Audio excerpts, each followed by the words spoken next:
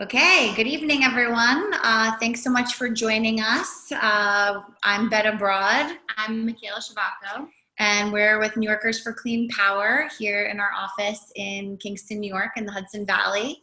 And tonight we are being joined by Anne Reynolds, the Executive Director of Alliance for Clean Energy New York, ACE New York for short, in Albany.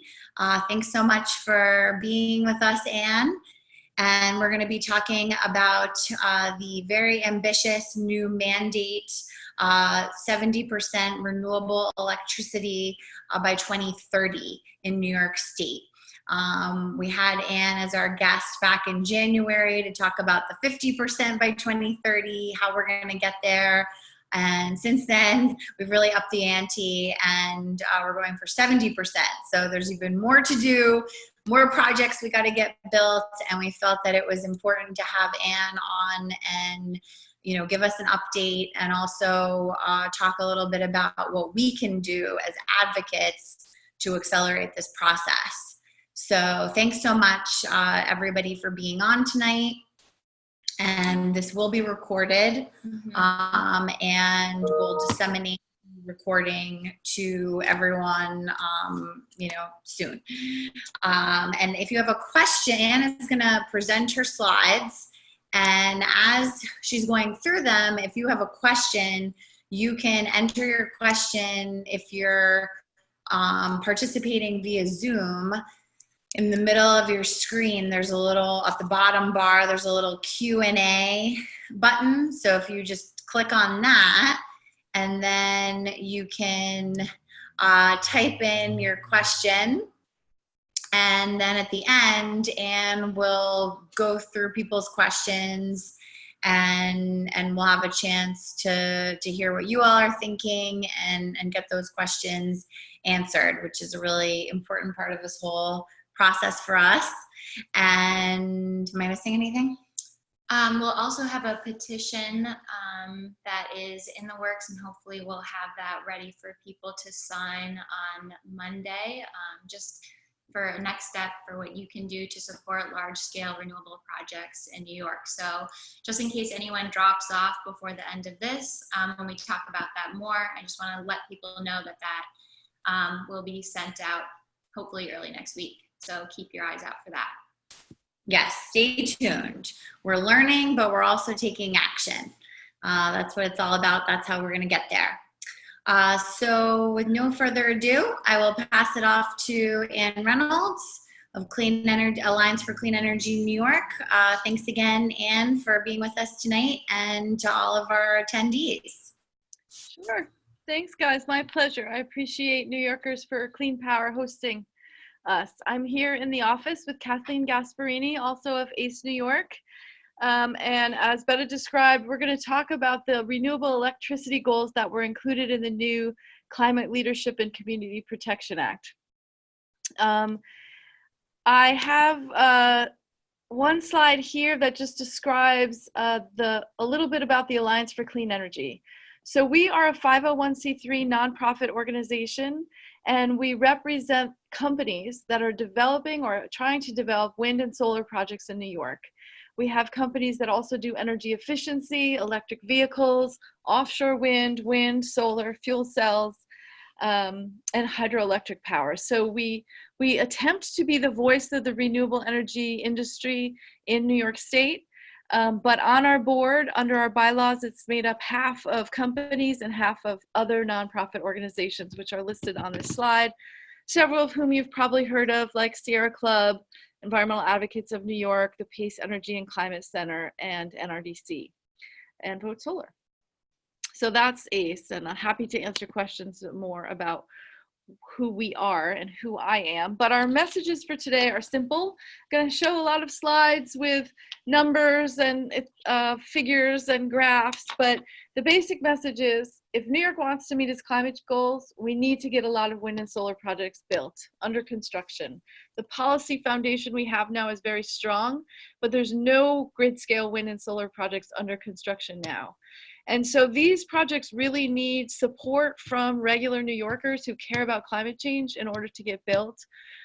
It's just human nature, I think, that folks come out in their towns if they're concerned about something, if they're opposing a project, and it's less likely that people come out when they're supporting a project. And I'm not just talking about wind and solar, I'm talking about building a new convenience store, a housing development, whatever is proposed. It's often the opponents that come out, they're motivated to do that, while the people who support the project assume all is well and go about their business of running their lives and taking care of their children. So these projects do need support in communities across New York, and that's part of my message today. They also need the support from towns. We're hoping that New York State can make the towns partners in this clean energy transition and can give the towns some tools and incentives to want to welcome wind and solar projects to their communities. So that's what we're going to be talking about. As Michaela mentioned, New Yorkers for Clean Power is going to circulate a petition to Governor Cuomo on Monday. And here's what it's going to ask for.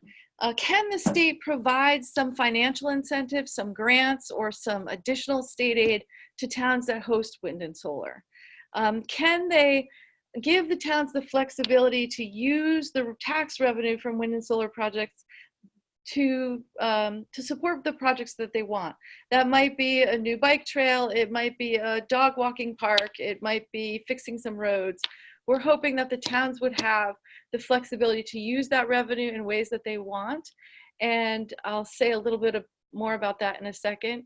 And also we're hoping that the state could fund regional energy experts to sit closer to these communities, not here in Albany, not in New York City, but in these communities that are potentially going to be host to wind and solar, and help the towns plan and understand renewable energy so that they are better prepared for these projects.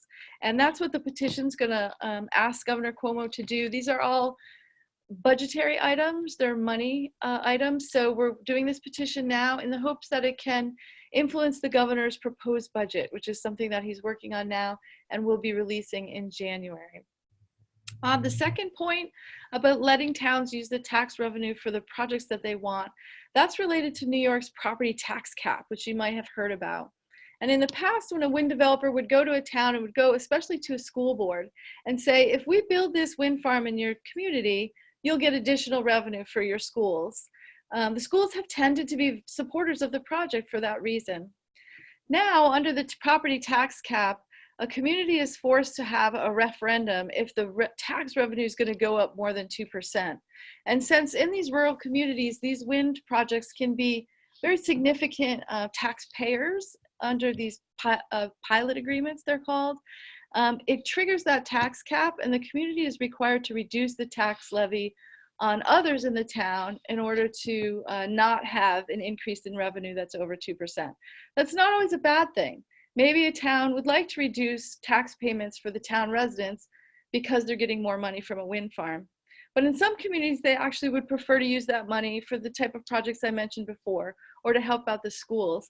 And we would like it if the towns had that flexibility, and that as a budgetary item is also something that the governor would have to include in his proposed state budget, which is an annual process here in Albany.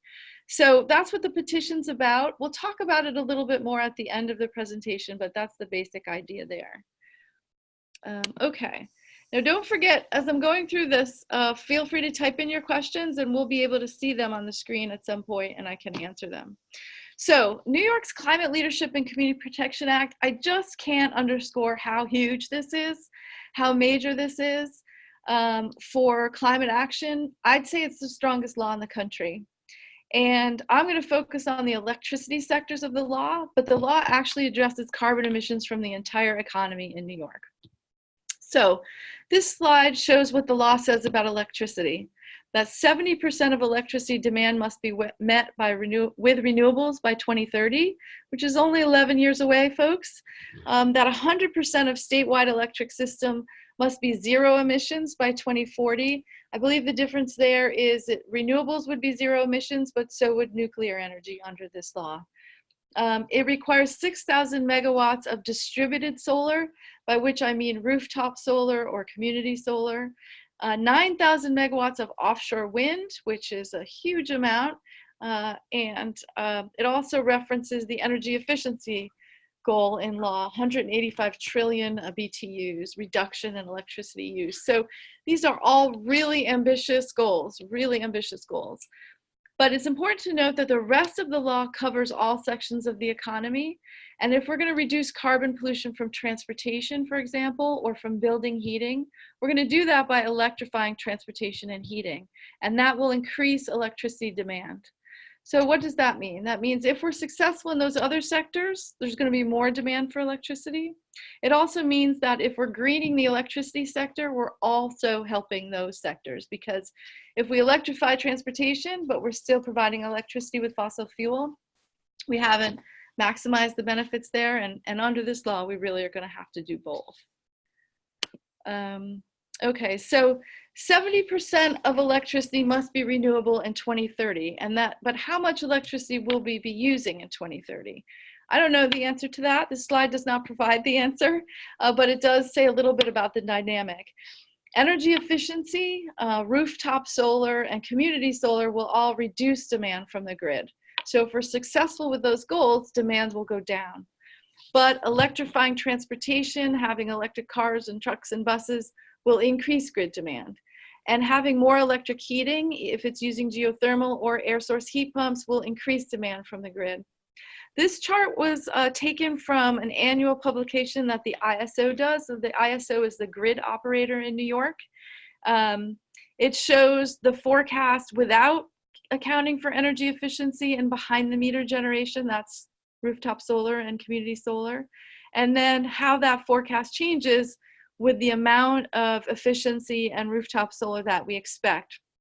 So a big part of getting to 70% renewable electricity is efficiency and rooftop solar. So that is sort of baked into the calculations of how much we will need to get to 70% solar.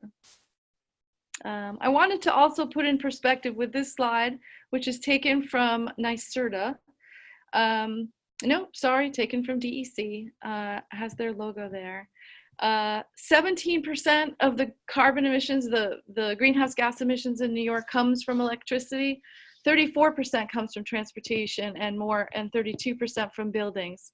But when we clean electricity, we're also cleaning transportation once we electrify transportation. So how much that will increase electricity demand, I do not know. I've seen estimates that maybe by a third, maybe it's a bit more than that. So I think that's something that they're going to have to study under this new law. Here's a snapshot of where electricity came from in New York in 2018. So it was just 26% renewable, and the great majority of that is hydropower operated by the New York Power Authority. So we need to go from 26% renewable to 70% renewable in 11 short years. And then remember, the law also requires 100% emissions free in 2040. So we're at 58% emissions free now. That includes renewables and nuclear, but it's also entirely possible and very likely that 3 out of the 4 nuclear units could be phased out by then. Sorry, that ding was my super loud phone.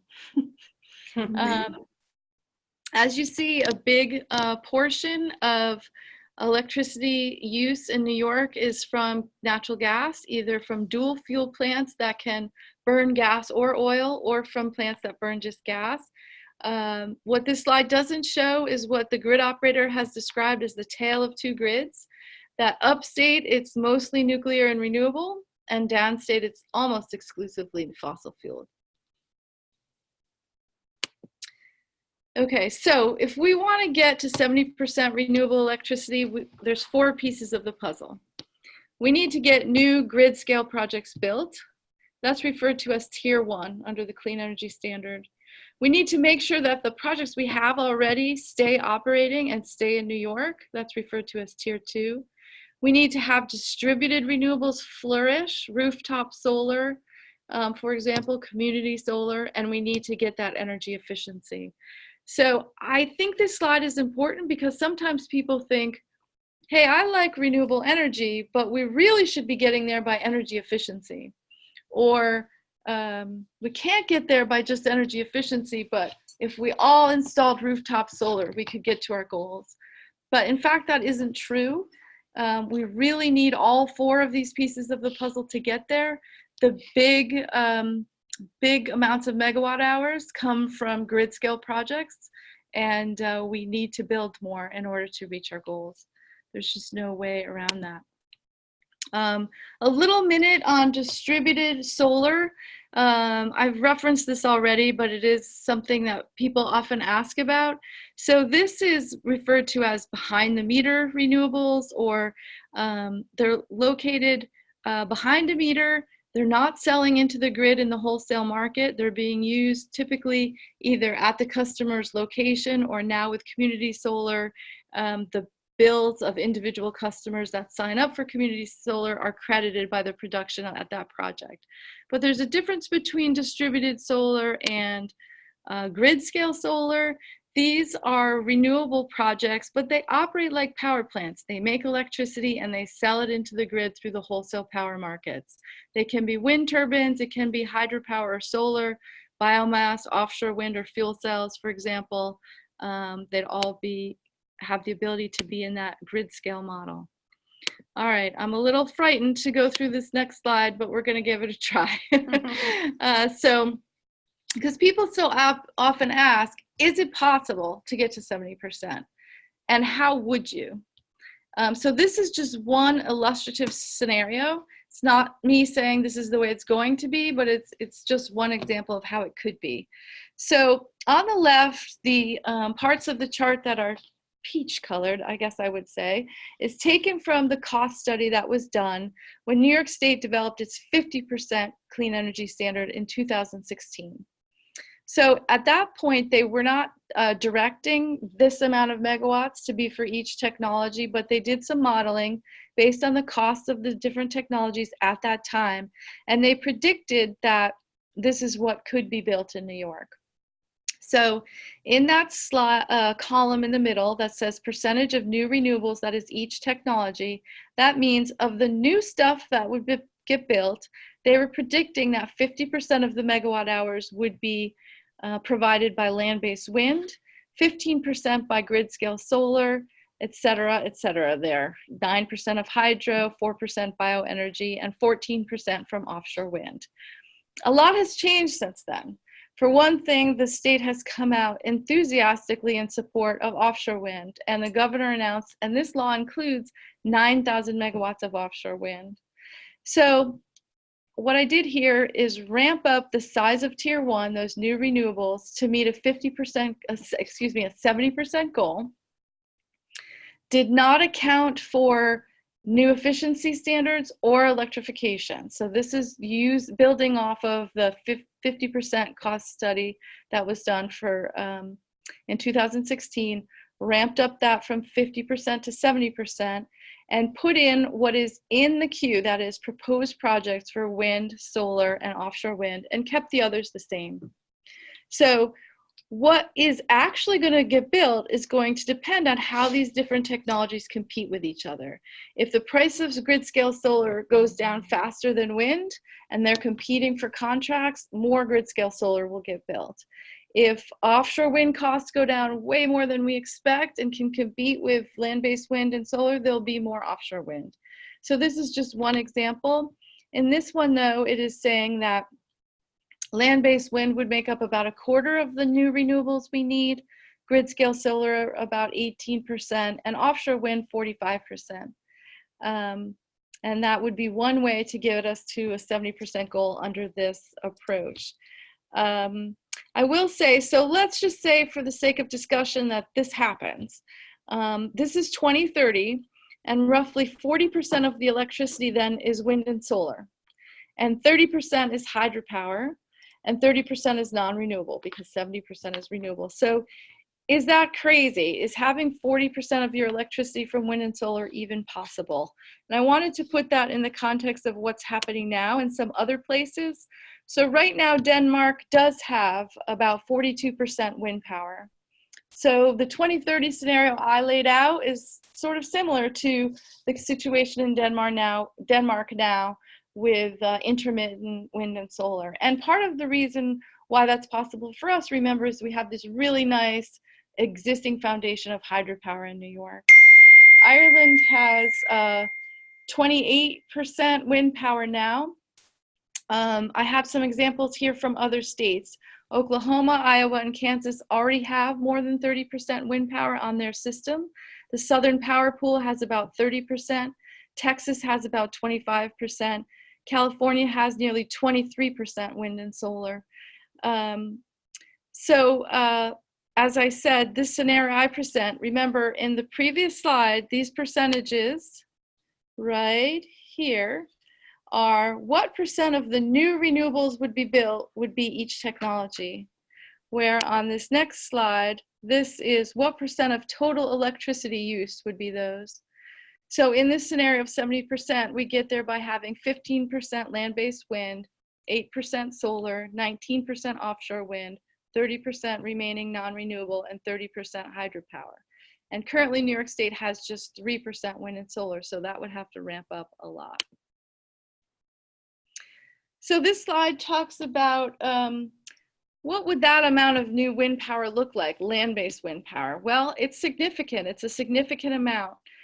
We have about 1,000 turbines operating in New York State now. In this scenario, if the average was 2.43 megawatts each, which is what the average new install last year in the country was, it would mean about 1,800 new towers in New York State. And meanwhile, with grid scale solar, that amount would be very roughly 57,000 acres, which is a big number. That's a lot of land. New York's a big state, though. It's actually less than 1% of the total land in New York State. It's 0.18%, but 57,000 acres is a lot. But it's important to know that not all the projects that are proposed will get built for a variety of reasons. And that's what's happened over the last 12 years in New York, and we expect that that will continue to happen.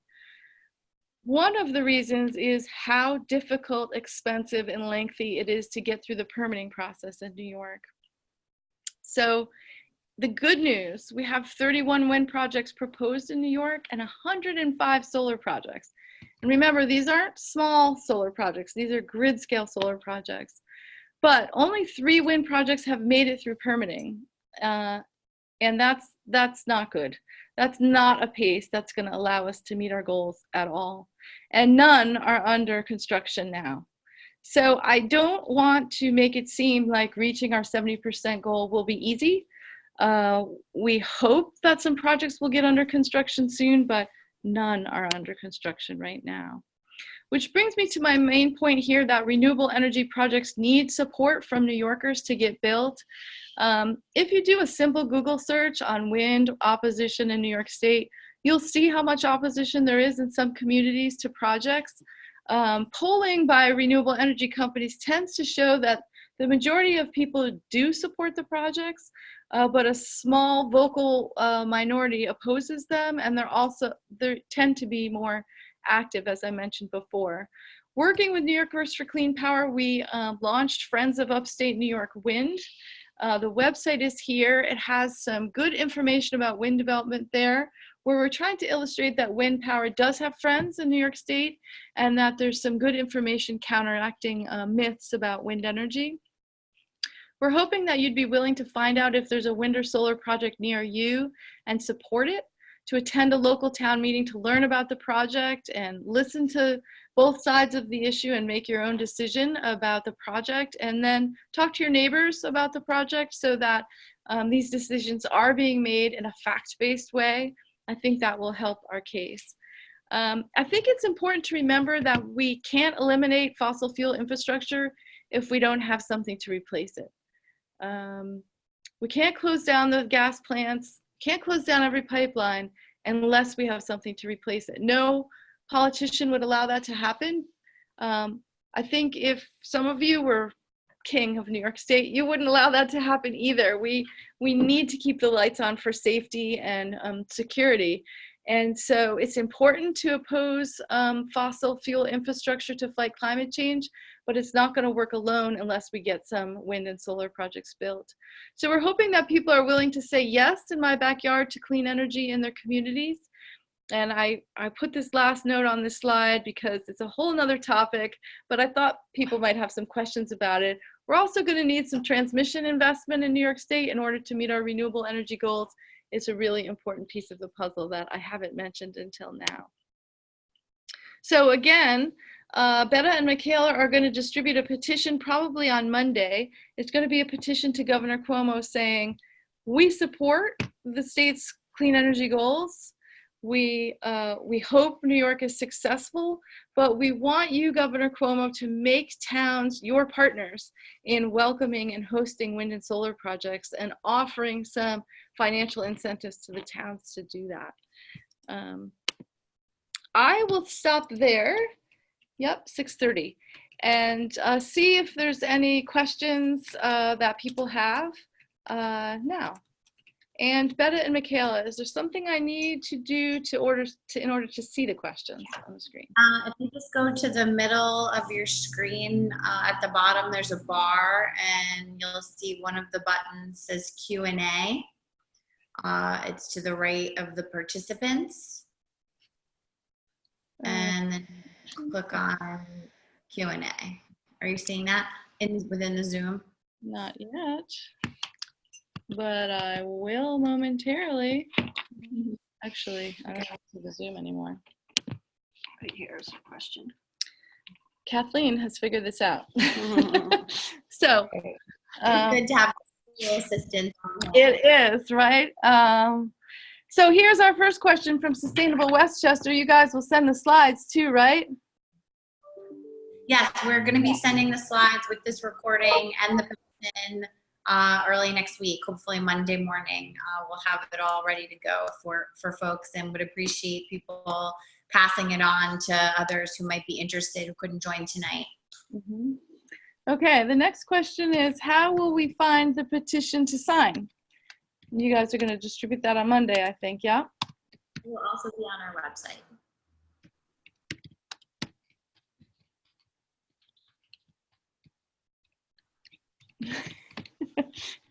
Okay, we have a question. What do you mean by transmission?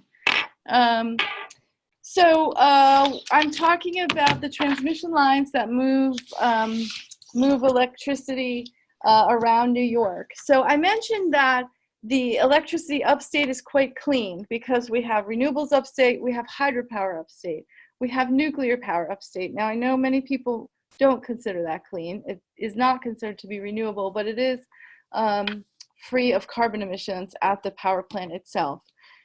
Whereas downstate, there's almost exclusively natural gas powering the electricity. Now that will change if we build offshore wind. It's one of the reasons we want to build offshore wind, because offshore wind is close to electricity demand in New York State. Both Long Island and New York City is highly populated, and so having that electricity generation close to load is important. But we also are going to need more transmission to move the clean, renewable electricity that will be produced upstate to New York City and Long Island, and also to move potentially offshore wind generation from downstate, upstate at times of day when there might be more generated than is being used in the city. So we just know that this major transition in the grid is going to require an investment in the wires to deliver that clean power.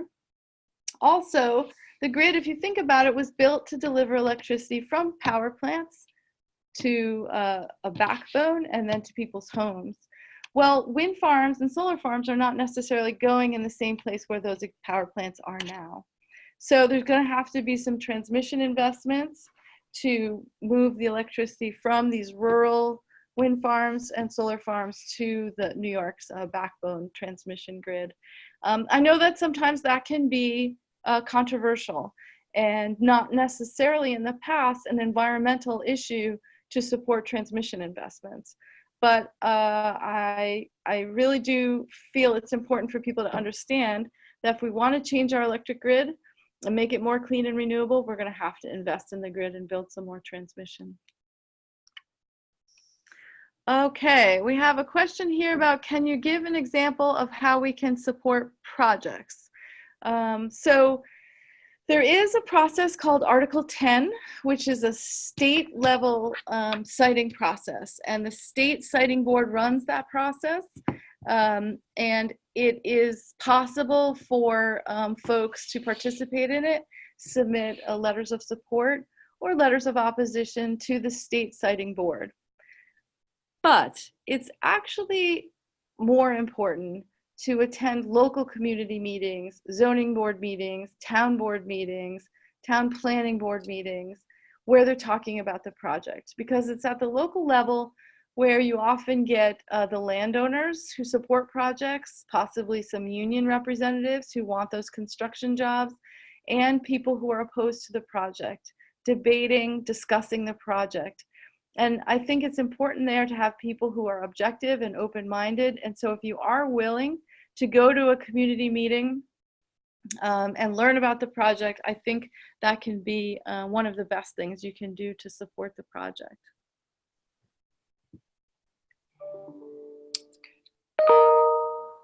Sorry for the dinging.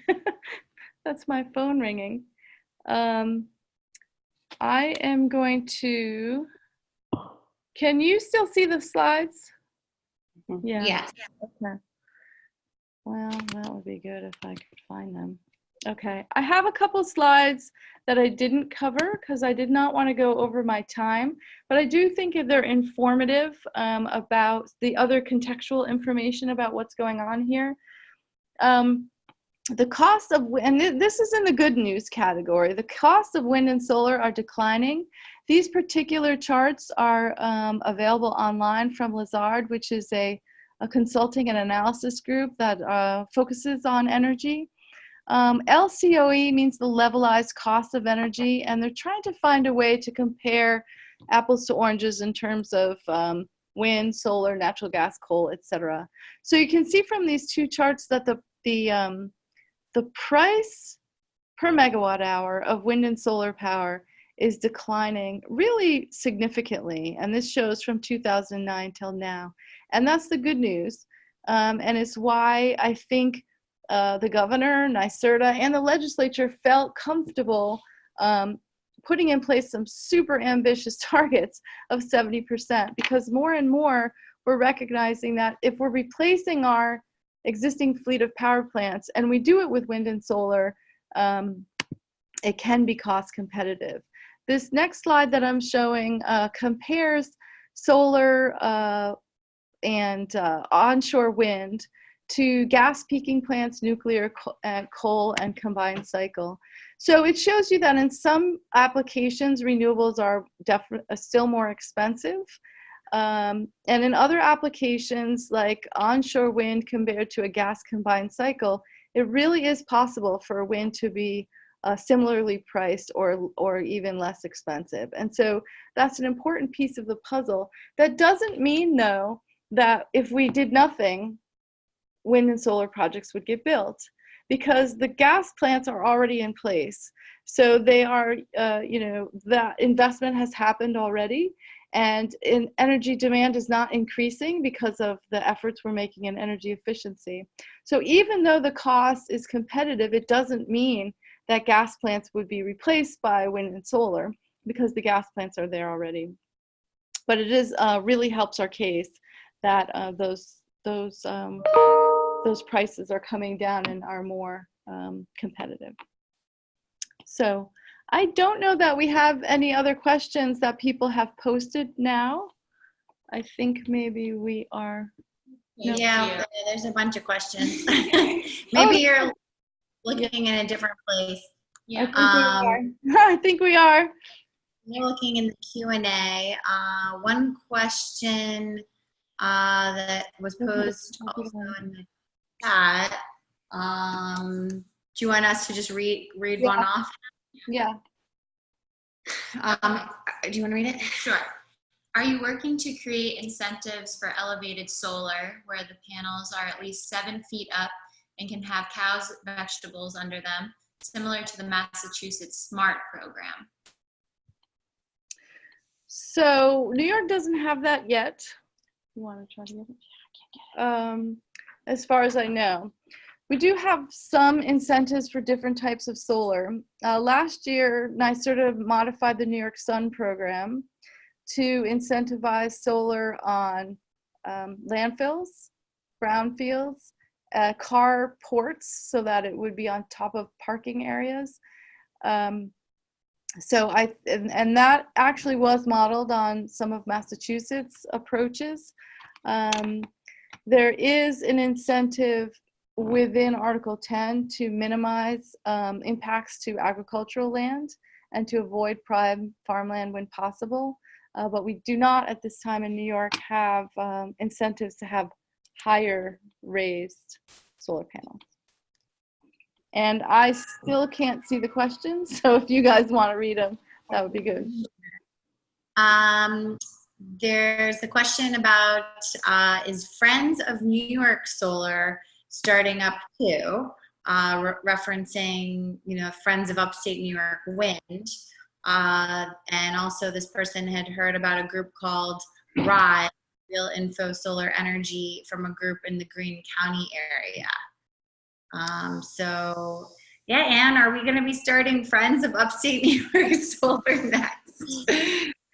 Believe me, we have talked about it here at ACE New York, and we are talking about doing that later in 2020. Our launch of Friends of Upstate Wind is still relatively new. We are proud of it. We have a lot of good partners on there, including some laborers union, the IBEW, independent power producers, Farm Bureau. Did we get Farm Bureau? Can't remember. Not yet. Not yet.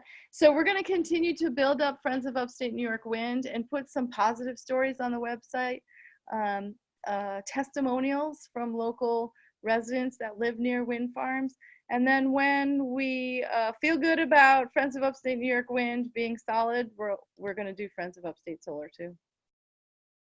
So stay tuned. Exactly. And there is, I am familiar with a couple of the people in RISE. There's also another group in Greene County that we've worked with, Friends of Flint Mine Solar, that's based in Coxsackie. So there is some grassroots movement to promote grid scale projects, but we want to see a lot more of it. So, hey, Betta, I can see the questions now. I can see the questions. Okay, great. Okay, so let's see. There was one question. If you want to go back. Okay. Because that was the one that had been asked in the chat and questions, so we decided to take that one. I'm thinking the question of, wow, you still haven't had a baby yet was meant for you and not for me. I hope. Okay, then where is DER Solar and Anne's current percentages? Okay, I think that question means how do we account for distributed solar? The way they did it last time around was they assumed that New York would meet the 3,000 megawatt New York Sun distributed solar goal. So they made that assumption and then developed the size of tier 1, the grid scale need from there. And which is why I feel comfortable saying, we clearly need both. It's not as if we achieve New York Sun, we could get less grid scale solar or wind than that chart, because it assumes that and bakes it in. So we are expecting that the commission will start a new proceeding in 2020 to go from 50% to 70%. It is in law, but the commission still has to adopt that as a commission policy and lay out the rules for getting there. And what we assume they will do, and what ACE will advocate, is to bake in the 6,000 megawatt distributed solar goal. So assume we're going to meet that, and then develop the need for grid scale from there. And then on a separate tack, we're going to aggressively advocate that the state modify New York Sun to make sure that they do get to that goal. Remember, that is the goal that many of us worked on for the Million Solar Strong campaign. We were successful. It's now in law. That's great. But it does mean we have to tweak and probably increase the investment in New York Sun in order to go from that 3,000 megawatts to 6,000 megawatts. Let's see. How did you arrive at the target energy requirement for the 70% renewable by 2030? Is it grossed up for some sort of expected increased demand from transportation and heating? It is not. So that illustrative scenario, I took, used the same 2030 load, same 2030 total electricity demand that the commission used 2 years ago when it developed the cost study for the 50% clean energy standard. So we know it's going to be different. It's going to go down because we have a much more aggressive energy efficiency goal now than we did before, and it's in law. And it's going to go up because we're going to electrify transportation and heating. So rather than do that, I use the same number from 2016, but want to be transparent that I did not factor those other things in. And I'm hoping that in this proceeding that the commission will do starting in 2020, they're going to do that and show those calculations publicly so we can debate whether we think they're making the right assumptions about how much electrification we're going to get. Can a private developer earn a return on grid scale storage at this time? So there are some incentives for grid scale storage. If you were doing storage now, your revenue would be from, the balance from buying electricity to charge your storage and selling it back through the wholesale market at a different time, plus theoretically participation in the ancillary market at the ISO, which doesn't work well. And there's some incentives from the state under the storage roadmap, but whether that adds up to making storage projects economic at this time, I can't really answer. I will say that the rules for interconnecting solar or wind or even a power plant don't easily allow to have storage be done at the same time, and that is something that ACE is going to be working on in 2020. We're advocating to the grid operator that they need to have rules for what we're calling hybrid projects, so wind plus storage or solar plus storage, to make it easy for a developer to do both and connect to the grid under that. It's just not something, it's so new that it's not something that the rules were set up to allow for, but they need to change to do that. Okay, so I have a question from someone who says, I have to leave the webinar, but I have a question. So I will, even though this person's no longer on, I'll answer it. We still have time, yes. Okay, so here's her question. What is being done to ensure that frontline communities, in particular communities of color such as Southeast Queens, are part of the new law? I have great concerns that communities in New York City that were greatly impacted by Sandy and have not fully recovered will be left out of the act, in particular businesses and job opportunities for people in these communities. So it's an excellent question and not something that I have covered in my remarks. I'll opine on it now, but I would also suggest it might be a great topic for a future webinar. So the New York Renews Coalition is the coalition that worked very hard to get this law passed. And we have to give them credit. ACE was not part of that coalition.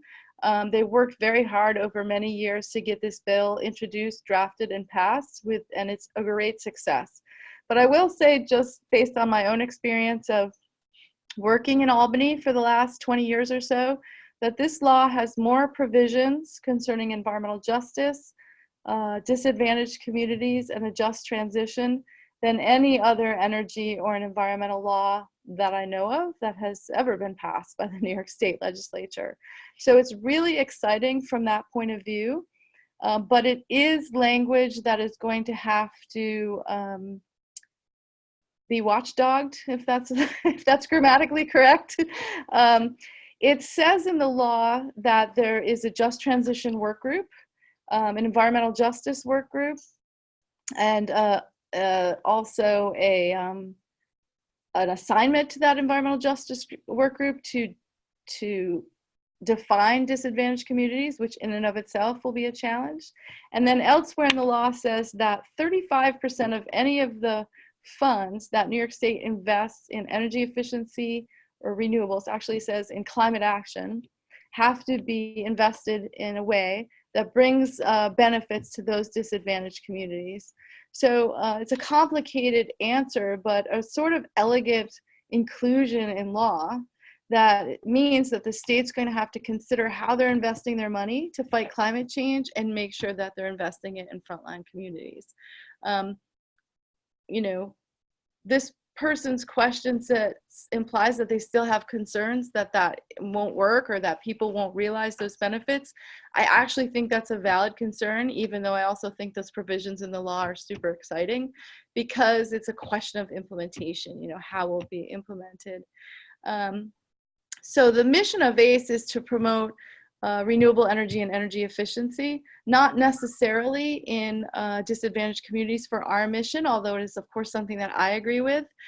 But it's important to note that if we don't make this transition work for all New Yorkers, and so if all types of New Yorkers don't feel like they're benefiting from these investments, then the political momentum for the transition will wither.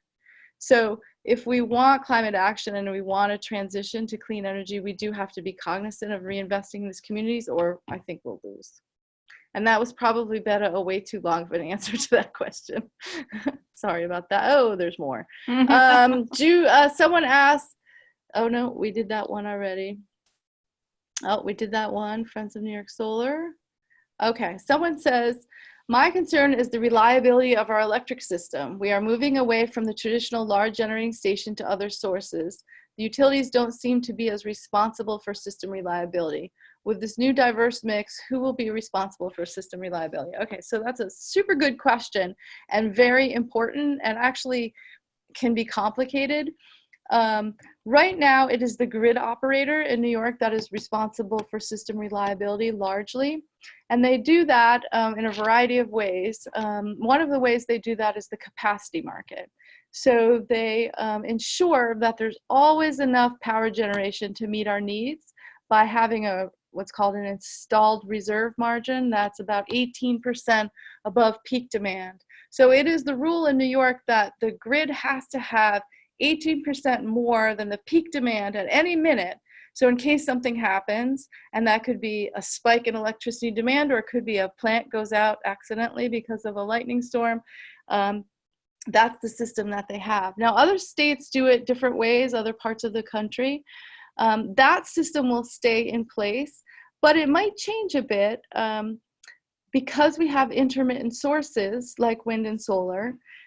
They might have to change those rules. They might have to increase those reserve margins. They might have to they already do some predictions of when wind and solar will be available. This question is why I included that slide about comparing what we would have in 2030 to some other locations. Because people often say, if wind and solar, if the wind's not blowing and the sun's not shining, we're all in trouble. And while that has merit, and it's important to know that we already have a very complicated grid with a great variety of power sources that may be working or on or off at any given time. And the grid operator balances when those power plants come on and off on a 5-minute basis with demand in the state. It's really a fascinating system, and the more you learn about it, the more it's amazing that the lights are on at all. That will have to continue with intermittent sources like wind and solar, but it is entirely possible. It's going to get more challenging, I believe. So we're going into the Anne's opinion section here. When we go from 70% renewable to 100% renewable is where it gets more challenging, because we have a great baseline of hydropower and nuclear, which is low carbon emissions. And then we have the intermittent resources on top of that of wind and solar. And we have the ability to predict the weather and understand when those are going to be working. I think it's entirely possible, and countries now and states are balancing a lot more renewables than New York has. But when we go from maybe 80% renewables to 100% renewables, there are some additional challenges. That's going to be 21 years away at this point. But 20 years can go fast. And so that's where it's going to have important roles for storage, both battery storage and possible pumped hydro storage or other solutions. Another interesting topic, people are talking about green hydrogen. Could you use electricity that's produced by wind power when there's low demand to create hydrogen and use that hydrogen in fuel cells or other applications to create power? Not the majority of the power, but just that top part to smooth out the peaks and valleys in production. So the question was asked by someone named Tom. It's definitely a concern, but you should rest assured that there's a lot of people working on it. I don't want to downplay that issue, but there are technological solutions. And a note from Sustainable Westchester. Hello, Ron Kamen.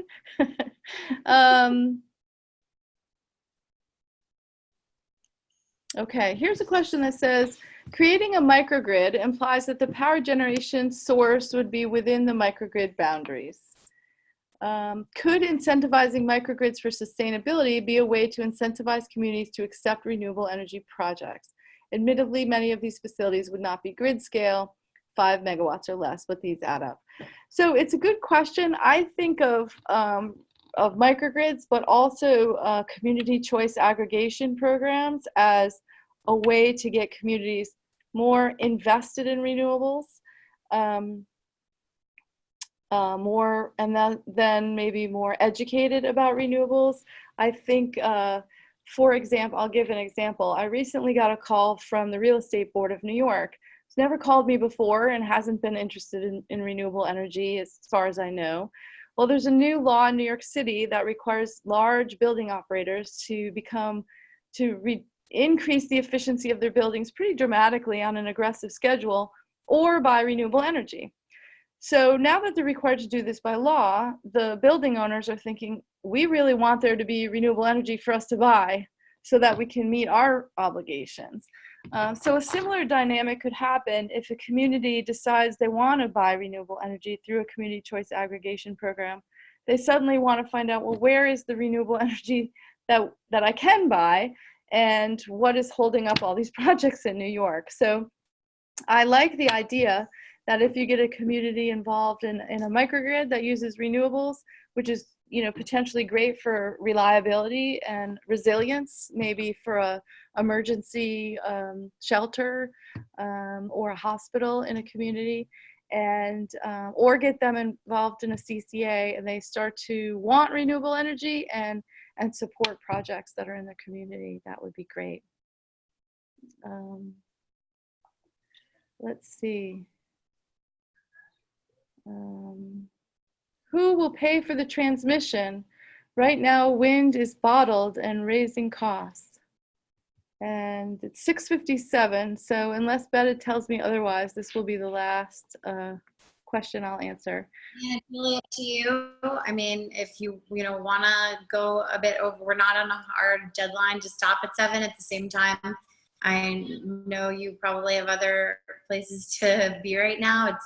It's really up to you. I mean, one thing we've also done in the past is we capture everyone's questions and then put them in a Google Doc and can, then provide answers later when we send out like a follow-up so people can go back and look. And it's actually interesting to see other people's questions too, but it's really up to you if you want to take a few more. I mean, we've got 30 people hanging in there and clearly very interested. So I leave it up to you. Yeah, I'll do a few more and then we'll wrap up. Okay. So one question is, who will pay for the transmission? Right now, wind is bottled and raising costs. That is true. Right now, if a new generation, whether it's a gas plant or a wind plant or a solar plant, wants to interconnect to the grid, they have to make the necessary investments in the transmission system and distribution system to interconnect. So that's a partial answer to the question. But even if they can interconnect, there's still times, and there's projected to be more times under some of the scenarios that have been looked at, where wind power or solar power would be bottled. We think this should be addressed through what's called the Public Policy Transmission Needs Process, which is a process set out by FERC under an order they did called Order 1000. And it means that the States Commission would look and see if they believe there is something called a public policy need for transmission. And our position is that there is a public policy need for transmission in New York because of the renewable energy law. And once they make that determination that there's a public policy need, then under the rules, you can spread the cost of that transmission across all the users of the electricity system using a formula. For example, they might say, okay, we're making this upgrade in national grid territory to facilitate renewables development.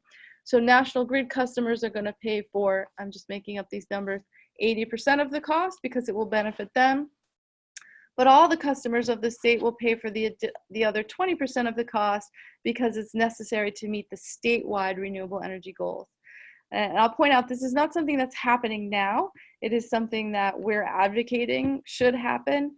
There still would be a public and transparent process to decide what projects and where and how the cost would be allocated. But you need to get through that door of saying, first, there's a public policy need for more transmission in New York. And we're hoping that that happens in the next year or so.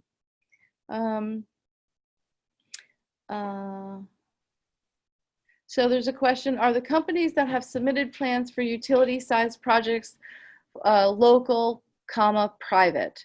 So is there a role for public-owned companies in building these projects? So I was going to say the majority of the companies, but I think all of them are privately owned companies or publicly traded companies, one or the other, but not publicly owned, meaning not, say, the New York Power Authority, for example. They are all larger companies. And I think this is a question that comes up, and I think it's important to note that there are local solar companies building community solar, building rooftop solar. The solar I have on my house was built by a local company. There were some local companies pursuing small-scale wind projects in New York. Most of them did not succeed. The projects we're talking about are large, expensive, major investments, high tech, and big construction. And so they require a significant amount of capital investment, and it's not really feasible at this point that they'd be small local companies. It's not what I'm seeing in the market. There have been some companies that have had really interesting models for community ownership, looking at community ownership in a variety of ways. I'm thinking about Copenhagen Wind, which is the newest wind farm in New York. Was originally developed by a company called Own Energy, which was based in New York State. And they have a model where the community shares a portion of the profits of the wind farm. And that did, I think, have an important role in increasing the support for that project in that community. It was, though, since bought by a larger renewable energy company, EDF, who finished the construction and is operating the project. But more and more of these companies need to be big in order to make it through this process. It takes about 6 years, I'm going to say, and that's a successful, rapidly advancing project, to go from project conceptualization, meeting with landowners, entering into leases, making lease payments, doing a couple years of bird studies, bat studies, and wind resource studies, and then putting in an application to the siting board. It takes so far a minimum of 3.5 years to get through that process, more like 4.5 really. When you connect to the grid, it often takes millions of dollars of system upgrades to the grid for them to allow you to connect. And from the time a project is conceived to the time when they start to make money, you're spending, possibly up to $4 million, $5 million for the development process. So because of that, they're not small companies. And that whole dynamic that I just described is even more true for offshore wind projects. The offshore wind projects are bigger, the turbines are bigger, the construction costs are more because you're building in the water. So they tend to be companies that have that experience from Europe because there's only been one project. There is only one offshore wind project operating in the U.S. I'm not sure, Anne, if the reference is somewhat to do with, I know there's a campaign getting going in New York City to push for like a public takeover of Con Edison. So I don't know if, you know, that's part of what the question is alluding to, but, you know, maybe just talk a little bit about like what potentially could be the role of, let's say, NYPA, Sure. in developing projects. So in New York State, years ago, before 1996, utilities like Con Edison, National Grid, at the time Niagara Mohawk, owned the power plants and the wires that brought the power to your house. And they're regulated utilities that generated the power. So that was changed in the late 90s when the electric sector was deregulated. And after that, utilities that deliver the power to your house are not allowed to also own the power plants. And so the power plants at that time were sold by the utilities to independent power companies. So right now in New York, Con Edison, National Grid, Orange and Rockland, they can't own generation, whether it's a coal plant, gas plant, wind, or solar. All of the companies have what are called non-regulated affiliates, so branches of the company that are not regulated. They're supposedly separate, and they can own generation, and many of them are involved in renewables. Con Ed Solutions, or maybe it's called Con Ed something else, is a unregulated affiliate of Con Edison, is one of the largest owners of wind projects in the US, actually, although they don't own in New York State.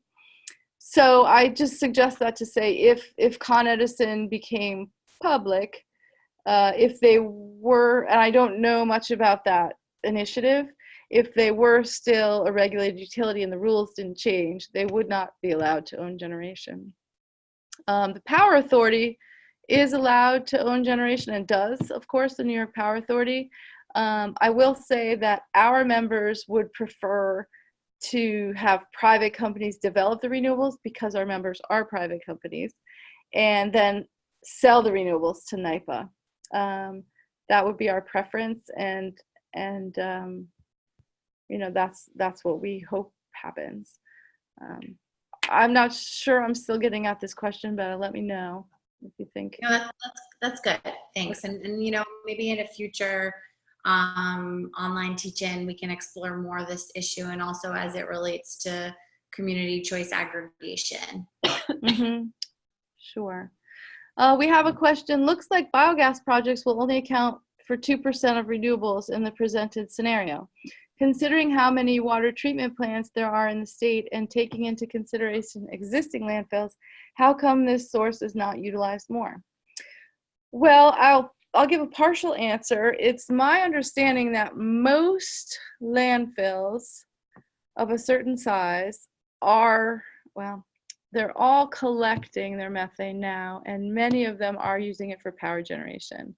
So like the Albany landfill, I know many of the landfills in New York are collecting their waste methane and using it for power generation. Some sewage treatment plants are doing that too, though not all, and not nearly all, although in New York City several are. I know some of the landfills, they did that years back, and they sell their renewable energy credits into the New England market because they can make more money that way.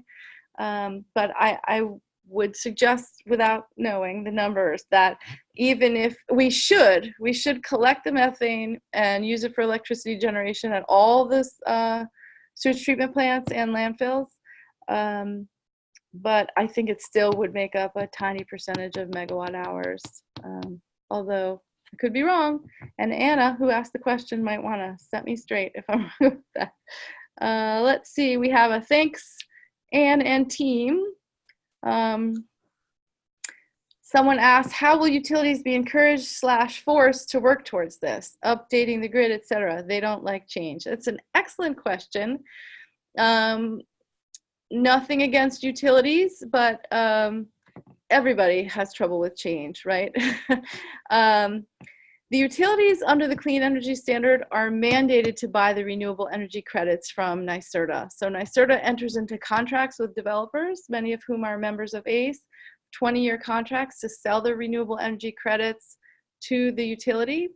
They use those contracts to go to the bank and get financing to build their projects. That's why those contracts are important to getting projects built. The utilities are not buying those RECs just to be nice. The commission is telling them they have to. So that's that part of it. With the updating the grid,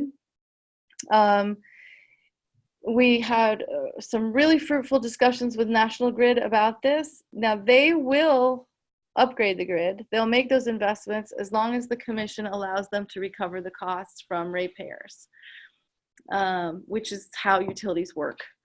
So it's sort of an interesting question that ACE is grappling with now, of weighing in on the rate cases and supporting some of the utilities as they ask for permission to invest in the transmission system, especially if they're investing for the purposes of unbottling renewable energy. And what we're hearing from the utilities is when they go in for the rate case, they have lots of upgrades that they should do. And the transmission system has lots of, outdated portions, and, it's probably like your house. There's a lot of things that should be fixed, but you fix the worst things first. And so the utility will go in and say, here's our top 10 problems. We want permission to fix these. We're going to have to raise rates a little to cover the cost of that. Does the commission approve of that? And so they're contemplating going in and saying, here's our worst issues. We need to fix these. And here's these other things that also need to be fixed, and they'll unbottle renewables and help the state meet its goals. And so ACE has not traditionally weighed into rate cases to support that type of request, but understanding that it's key to getting the renewable energy goals met, we think we should.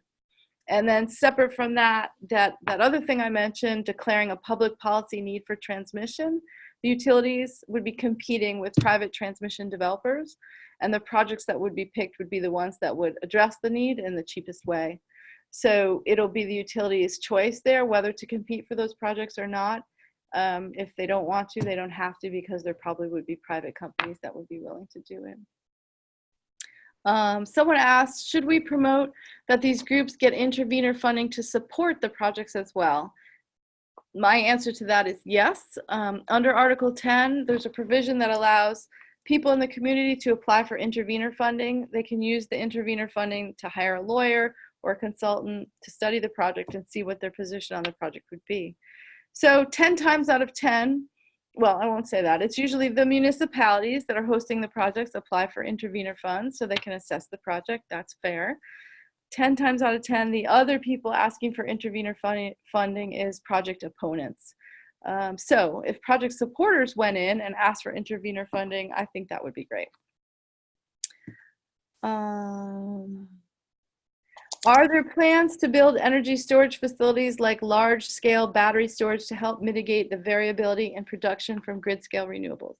Yes, there are. The state issued I think it's called the Storage Roadmap, where they're trying to incentivize different type of storage specifically for that reason. For example, renewable energy companies, as I mentioned, are competing in this annual call for projects to get a NYSERDA contract for RECs. And NYSERDA tweaks the RFP every year to encourage different ideas. And a couple of years back, they said, if you're pairing your wind or your solar with storage, you get extra points in the selection process. So that's one way they're encouraging storage, but there's other ways to direct incentive programs that the state is running specifically for that reason. Judy asks, how does the available land mass in New York compare to states like Oklahoma, Iowa, and Kansas? Well, we have less. And it's less windy in New York than in some of those other states, especially the ones that were mentioned. New York has a pretty strong wind resource compared to lots of states. Compared to many of the states in the Northeast, for example, we're better. We have more land and more wind compared to the entire southeastern part of the United States. We have more wind. So it's a good resource here in New York. The states Judy mentioned are Oklahoma, Iowa, and Kansas, though. They are super windy states. So, and a lot more open space. Okay, here's a question. The long-term benefits of renewables are in the price of energy, which is why hydro is the cheapest source of energy in the state. But the entire current New York system is set to pay extra for the RECs. How do we get the long-term energy cost benefits to the people?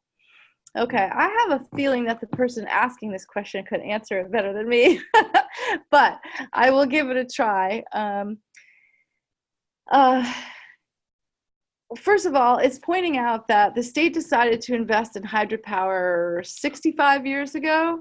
And what a great idea that was. The state invested in hydropower, and we have been reaping the benefits in New York State ever since, with cheaper electricity and zero pollution from any combustion at those hydro plants. Well, the same is true for wind and solar. You have an initial capital investment, but then you have no fuel costs. So they can bring down the cost of electricity for everyone. This questioner is right that the system that we've set up makes it always seem like renewables are more expensive than natural gas because there's additional payment for RECs.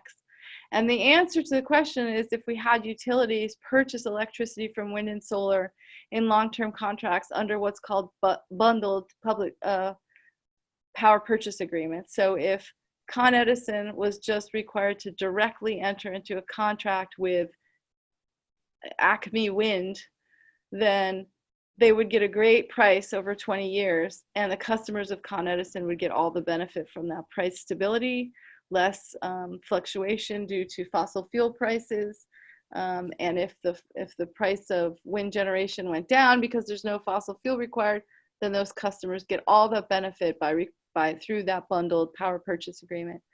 That is not the way New York chose to do it, but I would suggest to you that these things are going to converge, and eventually the markets are going to have to be adjusted. Where I thought this question was going is that the entire New York State electricity market is based on the marginal cost of providing the power.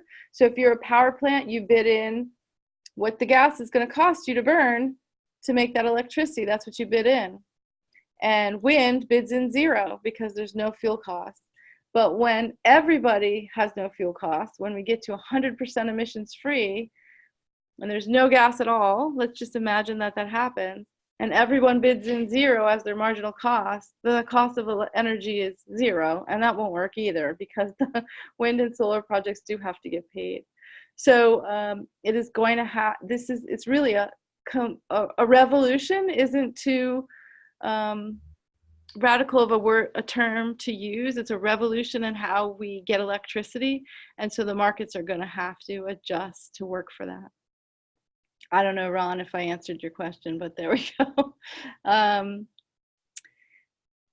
John asked, do we need technologies that don't exist or are not fully mature to move to 100% renewable electricity, like storage or demand management? So this is an opinion question really for me. I'd say no and yes.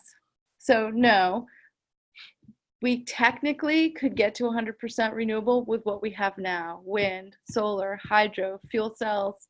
If the fuel cells use hydrogen made from renewable electricity, some sustainable biomass, some demand management, energy efficiency and storage, we could get there. It's possible though that actually and super likely that over the next 21 years, someone's going to develop some technologies that don't exist, or at least some technological improvements to the technologies that do exist, and we'll be able to get there more efficiently and cheaper. I think it remains to be seen if it's more expensive to install storage, or if it's less expensive to overbuild renewables and curtail them sometimes. If that's cheaper than having storage, then maybe that's what we should do. But I think that's a partial answer to that question, but that's the best I can do. So we're at 7:18 now, and I think,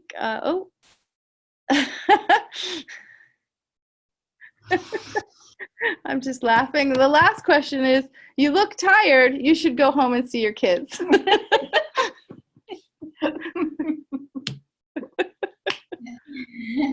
Well, in any case, really appreciate your time, Anne. Yeah. You were so thorough with answering everyone's questions. I think we got to pretty much everybody's questions, and this is such a complicated topic, how we're going to transition to a clean energy economy. So we really rely on your expertise and others, and everybody who's participating tonight. We rely on you too, not only for your input but also for your participation, because we're not going to get there if we don't have everybody really on board and working for this change. So that being said, we're going to circulate this amazing recording of this terrific webinar and our online teach-in. Sounds so much more exciting than a webinar. And Anne's slides, which I know people are dying for, and the petition that we talked about, which we will be really promoting, and we would love it if all of you would help us promote it to your networks so we can get the message to the governor and to the budget director that these changes really do need to happen in order for us to achieve our goal of 70% by 2030, much less going beyond it. So I think, yeah, that's pretty much it. Anne, did you have any final words? No, just thank you. Appreciate the opportunity. Of course. Thank you so much for joining us again.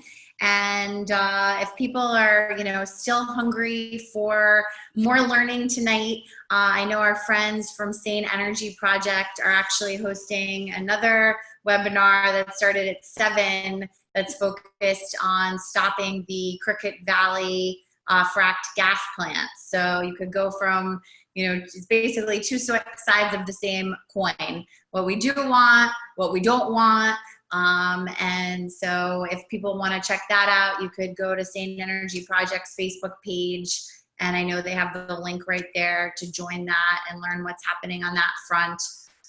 New Yorkers for Clean Power certainly, supports our allies in that fight. And much as we're a little bit more focused on the solutions, we definitely don't want more fracked gas plants. So if people are able to join that and participate, great. And again, look out for our follow-up email with the petition, and contact us if you want to get more involved, or you have an idea for an upcoming online teach-in. I think we mentioned our next one's going to be the first week of December, and that will be focused on transportation, which is our largest source of greenhouse gas emissions. So anyway, lots of work to do. Hope everybody has a wonderful November, and we'll keep in touch. So thank you so much. And thanks again, Anne. Later, Betta. Bye, Michaela. Thanks so much. Okay. Thanks, everybody. Thanks so much for being a part of this.